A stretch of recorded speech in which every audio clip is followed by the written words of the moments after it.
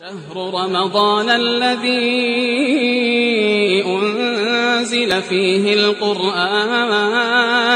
هدى للناس وبينات من الهدى والفرقان فمن شهد منكم الشهر فليصمه ومن كان مريضا أو على سفر فعدة من أيام أخر يريد الله بكم اليسر ولا يريد بكم العسر ولتكملوا العدة ولتكبروا الله على ما هداكم ولعلكم تشكرون.